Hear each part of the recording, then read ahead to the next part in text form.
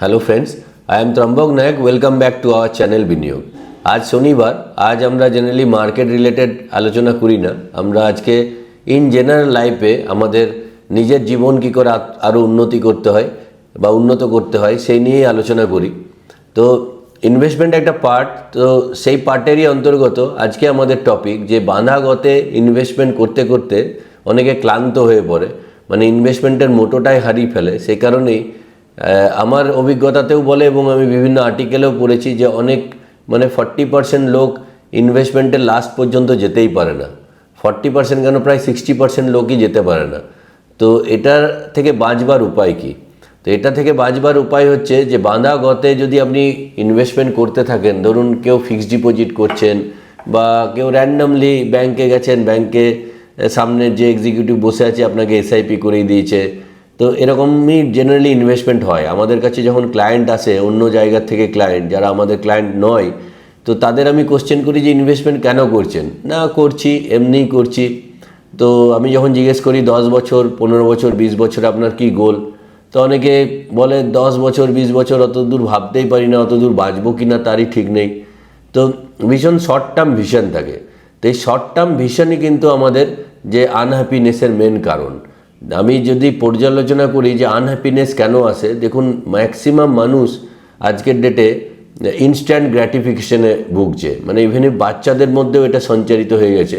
একটা জিনিস, কোনো জিনিস হয়তো ভালো লাগলো, কোনো টয়েস বা গাড়ি বা ক্রিকেট ব্যাট, মানে বাচ্চাদের ক্ষেত্রেই বলছি, তো অ্যামাজন বা ফ্লিপকার্টে বাবা বা মায়ের মোবাইলে দেখছে, চয়েস করার পর কোনো জামা কাপড় কিনছে, কেনার পর তারপরেই ফিলিংস আসছে যে কত তাড়াতাড়ি জিনিসটা আমার কাছে আসে, মানে আমি এই অর্ডার করলাম যেন এই এখনই চলে আসে।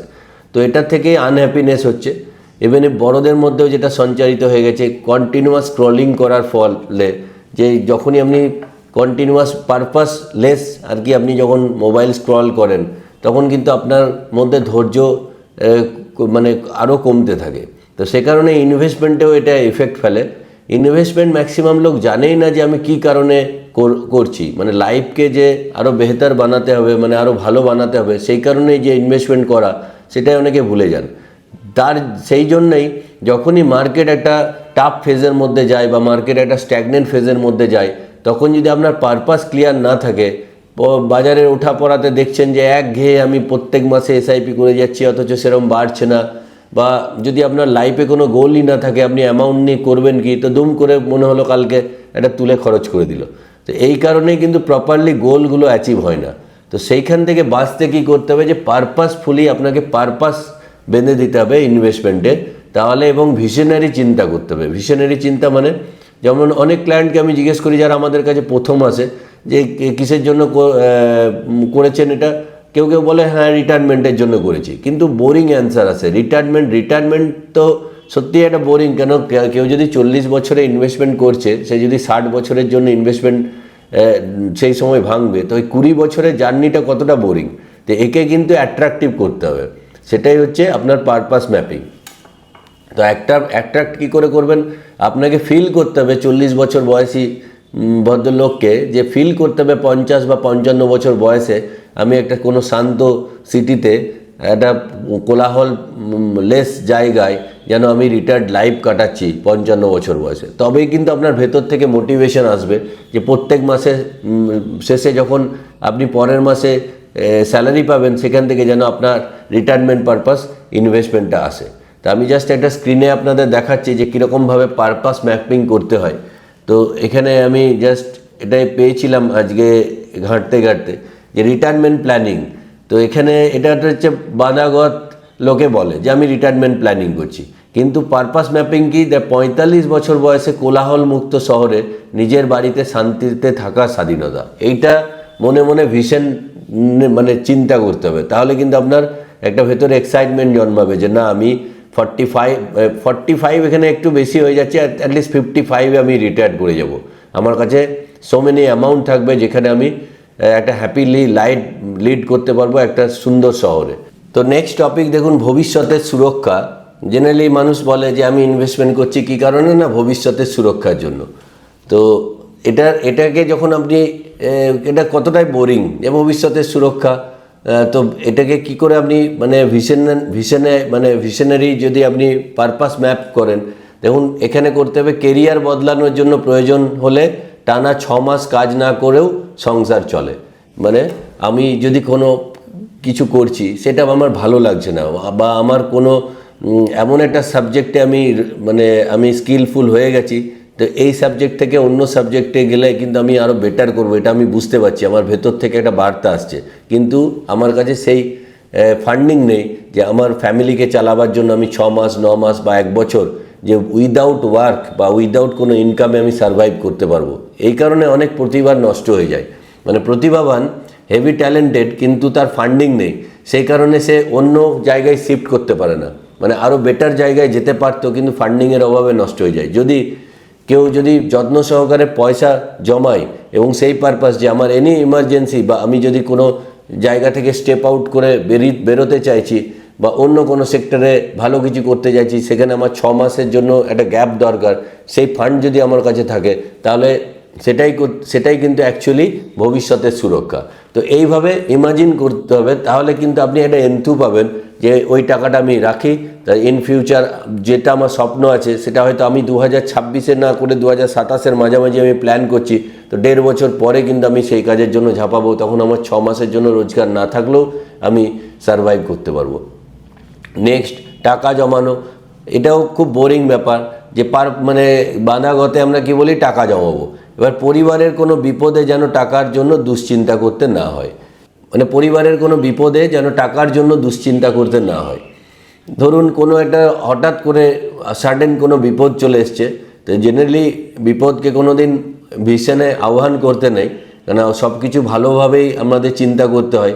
তাও যখন বলে না যে save for the rainy days, যে কোনো বড় অসুস্থতা বা যদি কিছু আপনার হয়, যেন আপনি ইমাজিন করুন যেন আমি ট্রিটমেন্ট করতে পারি ফরেনে গিয়ে বা দেশের বেস্ট হসপিটালে উইথ বেস্ট ডক্টর।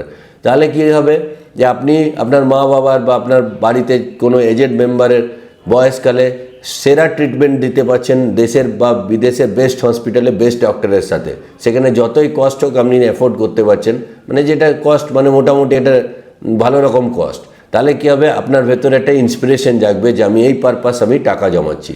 তো এটাই হচ্ছে পারপাস ম্যাপিং ইন ইনভেস্টমেন্ট। তো আমরা কি করি, আমার যে ক্লায়েন্টের, যেমন আমি আমার এক বন্ধুর যদি ইনভেস্টমেন্ট আপনাদের দেখাই, ওর অনুমতি নিয়েই আমি আপনাদের দেখাচ্ছি, কেন ও আমার খুব ক্লোজ ফ্রেন্ড। তো ওর যেমন এখানে অতনু আমার বন্ধু, তো ওখানে ওর টার্গেট আছে 2046-এর সেপ্টেম্বর মাসে 8,72,00,000 টাকার টার্গেট রিটায়ারমেন্ট কিটি 8,72,00,000 টাকা 2046-এও রিটায়ার করবে, তখন ওর বয়স হয়তো 60 বছর হবে। তো এখনও পর্যন্ত 17,92,000 জমিয়েছে, জমেছে কারেন্ট ভ্যালুয়েশন আছে, এটা চলছে। মাত্র 2,000 টাকার এসআইপি আছে, কিছু লামসাম ছিল, সেই পারপাসে সেই এতেই চলছে। তো এখানে দেখিয়ে দিচ্ছে যে 2,80,00,000 কিন্তু গ্যাপ থেকে যাবে। এই রেটে যদি 18% কম্পাউন্ডিং ওর রিটার্ন আছে ইনভেস্টমেন্টে, তাতে ওর 5.91 crore হবে যদি এটাকে আনটাচ রাখে। তাহলে এটা যখন দেখবে যে আজ পর্যন্ত আমার গাড়ি এখান থেকে ইঞ্জিন স্টার্ট হয়েছে, এত দূর এসছে, আমাকে এইটা গ্যাপ থেকে যাচ্ছে, তো ওকে এখানে দেখিয়ে দিচ্ছে যে 13,000 টাকার কিন্তু আরও এসআইপি করো, নাহলে তোমার কিন্তু এখানে 2,80,00,000 টাকার গ্যাপ থাকবে, কিংবা 9,10,000 টাকা লামসাম করো।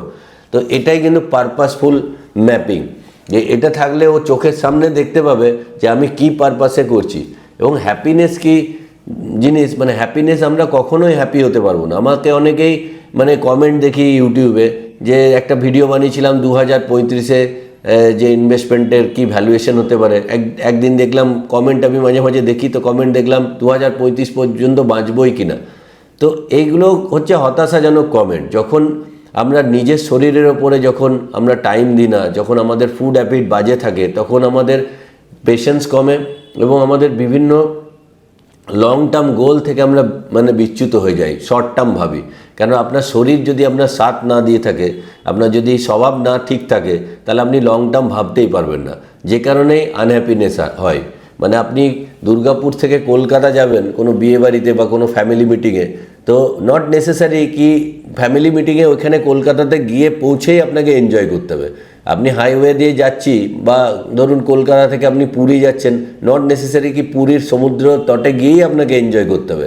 কলকাতা থেকে যখন পুরী যাচ্ছেন রাস্তাতে বিভিন্ন গাড়ি দেখছেন, বিভিন্ন রাস্তা কত আগের থেকে 10 বছর আগে আপনি গিয়েছিলেন, আজকে যাচ্ছেন, কতটা উন্নত হয়েছে, কতটা সেই 10 বছর আগে অ্যাভারেজ লোক কী গাড়ি চালাতো, আজকে কি গাড়ি চালাচ্ছে, মানে কত, মানে আগে হয়তো অল্টো 10 বছর আগে অল্টো বেস্ট সেলিং কার ছিল, এখন হুন্ডাই ক্রেটা বেস্ট সেলিং কার। তো এগুলোকে উপলব্ধি করাও কিন্তু একটা এনজয়মেন্ট, নট নেসেসারি কি পুরীতে গিয়েই আমাকে এনজয় করতে হবে। তো আমাকে অনেকে জিজ্ঞেস করে যে মানে বলে কথায় কথায় হয় যে 20 বছর পর আমি 3 কোটি টাকা পাবো বা 4 কোটি টাকা পাবো, যার যেমন, কিন্তু 20 বছর পর কিন্তু আপনি কি আজকে এনজয় করছেন না? এই যে আমার বন্ধু অতনু, যে আজকে যে 17,92,000 টাকা রিটায়ারমেন্ট কিটিতে ওর আছে, তো এটাই ওর এনজয়মেন্ট নয়? আমি অনেক লোক, মানে অনেক ভদ্রলোককে দেখেছি যার ওর মানে এই অতনুর থেকে হাজারও বেশি গুণ ইনকাম, কিন্তু 10 লাখ টাকা বের করতে পারবে না, প্রপার সেভিংস নেই। কিন্তু এই 17,92,000 টাকা কালকে বা 1 বছর পরে যখন এটা 19 লাখ হবে, 20 লাখ হবে, 24 লাখ হবে, এটা তিলে তিলে এনজয় করবে। এবং 2046 সালে গিয়ে যখন ওর এই 8,72,00,000 টাকা যদি করতে পারে, আরও 13,000 টাকা এসআইপি, তো সেই ডেটে গিয়েও এনজয় করবে। অনেক কাপল আছে যে 70 বছর বয়সে, যাদের গলা এখনও ঠিক হয়নি, চেষ্টা চলছে, তো মাঝে মাঝে কথা বলতে আমার কষ্ট হচ্ছে, সেই জন্য আবার প্লিজ ক্ষমা চেয়ে নিচ্ছি। তো আমি দেখেছি অনেক 70 বছরের কাপল আছে যে যাদের ছেলে মেয়েদের বিয়ে হয়ে গেছে, তারা দেশের বেস্ট ডেস্টিনেশনে ঘুরতে গিয়েছে, তারা বেস্ট হোটেলে আছে, তো তারা কি লাইফ এনজয় করে না? তো সেই ডেটেও এনজয় করা যায়। তো যখন আমাদের চিন্তাধারা এরকম হয়ে যায় যে আমি বাঁচবই কিনা 2035 পর্যন্ত, কোনো ইয়ং ছেলের কাছ থেকে কমেন্ট দেখি, তো আমি 60 সালের মানে ইয়ংও দেখেছি, আবার 60 বছরের বৃদ্ধও দেখেছি, আবার 20 বছরের ইয়ং ছেলেও দেখেছি, আবার 20 বছরের বৃদ্ধও দেখেছি। তো এটা মাইন্ডসেটের ওপরে নির্ভর করে, যে নিজের মাইন্ডসেট কেমন তার ওপরে বয়স নির্ধারণ হয়। আমি অনেককে দেখেছি যে বয়স, কিন্তু যারা রেগুলার যদি 3টে জিনিসের ওপরে জোর দেওয়া যায়, যে ফিজিক্যাল ওয়ার্কআউট, আর যদি মেডিটেশন বা চ্যান্টিং, আর যদি বুক রিডিং, এই 3টে যদি করা যায়, তাহলে আপনি কিন্তু সব দিক থেকে হ্যাপি থাকবেন এবং সব কিছু ভালো থাকবে। কিন্তু বেশিরভাগ লোকের কি আছে না, মানে ওয়াকিং বা ওয়ার্কআউট করার টাইম নেই, কিন্তু নেটফ্লিক্স দেখার টাইম আছে। মেডিটেশন করার টাইম নেই, কিন্তু মিউজিক শোনার টাইম আছে, মিউজিক মানে হাঙ্কি পাঙ্কি মিউজিক। আর বুক রিডিং করার টাইম নেই, কিন্তু লোকের নামে গসিপ করার টাইম আছে, মানে বিভিন্ন নেগেটিভ কথা বলার টাইম আছে। তো এইগুলো থেকে আমাদের বিরত থাকতে হবে। অ্যাজ এ হিউম্যান বিং আমরা যত বেটার হব, তত কিন্তু আমাদের ইন জেনারেল লাইফও বেটার হবে, আমার ইনভেস্টমেন্টের সাথেও আমি কিন্তু আনন্দ পাবো। কেননা মার্কেট এত ভোলাটাইল, এখানে যদি আপনার মেন মোটো যদি না ক্লিয়ার থাকে, আপনি এই জার্নিতে স্টিকই করতে পারবেন না। আমি একটা জাস্ট কোটেশন আপনাদের দেখাচ্ছি, ফিলিপ ফিশারের, এটা আমি আগেও বলেছিলাম হয়তো এই চ্যানেলে।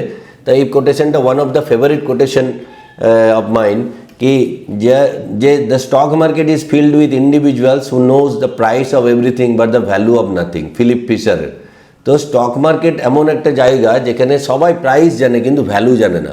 সেই কারণেই লোকে প্রাইস দেখে প্রাইস আপনাকে নাচাবে, কেননা মার্কেট এমন পেসিমিস্টিক সিচুয়েশনে থাকবে যখন আপনার ইনভেস্টমেন্টের রিটার্নই আসবে না। তখন যদি আপনার ভিশন ক্লিয়ার না থাকে, আপনার যদি পারপাস ম্যাপ না ঠিক থাকে, তাহলে আপনাকে প্রাইস নাচাবে। এবং প্রাইস এমন, আপনার প্রাইস উঠলেও আপনি আনহ্যাপি হবেন, প্রাইস পড়লেও আপনি আনহ্যাপি থাকবেন। তাই ওয়ারেন বাফে বলেছেন যে investment is very simple but not easy. খুবই সিম্পল, যে 20 বছর কেউ যদি এসআইপি করে, মানে আমি স্টক মার্কেট ছেড়েই দিলাম, মিউচুয়াল ফান্ডে এসআইপি করে 20 বছর পরে আজকে যা স্ট্যাটাস, তার থেকে ফার গুণ তার স্ট্যাটাস বেশি হয়ে যাবে। 20 বছর ছেড়ে দিন 10 বছর। কিন্তু এটা খুবই সিম্পল, কিন্তু বাট নট ইজি। তো এটাকে ইজি করতে গেলে আমাদের পারপাস ম্যাপিং করতে হবে, আমাদের নিজেকে ইন জেনারেল লাইফে ঠিক করতে হবে, এবং যে ইনভেস্টমেন্টগুলো করছি সেগুলোর সাথে ইমাজিনারি ভিশন দরকার। আর নিজেকে ঠিক করতে হবে, আমাদের সব থেকে ফুড হ্যাবিটের উপরে জোর দিতে হবে, আমাদের ওয়ার্কআউটের উপরে জোর দিতে হবে, আর বুক রিডিংয়ের উপরে জোর দিতে হবে। এগুলো যদি করি, তাহলে আমি ডে বাই ডে, আমি বয়সকে অ্যাটলিস্ট, মেডিকেল সায়েন্স এত উন্নত হয়েছে, মানে আজকের ডেটে কেউ যদি গুড লাক নিয়ে চলে, সে কিন্তু দীর্ঘায়ু লাভ করতে পারে এবং তিলে তিলে লাইফকে সে এনজয় করতে পারে। ম্যাক্সিমাম লোক এই জিনিসটা পারে না, এই কারণেই তাদের মেন ওই তিনটে জায়গায় গলদ থাকে, সেই জন্যে তার কাছে লং টার্ম ভিশন বলে কিছু থাকে না, শর্ট টার্ম ভিশনই থাকে, এই কারণে ফেলিওর আসে। তো আজকের জন্য এটুকুই। আজকে শনিবার, আপনারা সবাই এনজয় করুন। আমার মনে হলো একটু মার্কেট রিলেটেড আলাদা কথা বললাম। তো চ্যানেলটি যদি ভালো লাগে তো প্লিজ সাবস্ক্রাইব করে নেবেন, আর বন্ধুদের সঙ্গে শেয়ার করতে ভুলবেন না, আর বন্ধুদেরও সাবস্ক্রাইব করাবেন, কারণ আমি এই চ্যানেলে প্রত্যেক দিন সন্ধ্যে 7টার সময় মিউচুয়াল ফান্ড এবং স্টক মার্কেট রিলেটেড ভিডিও নিয়ে আসি। পরের ভিডিওতে আবার দেখা হচ্ছে। জয় হিন্দ, জয় ভারত।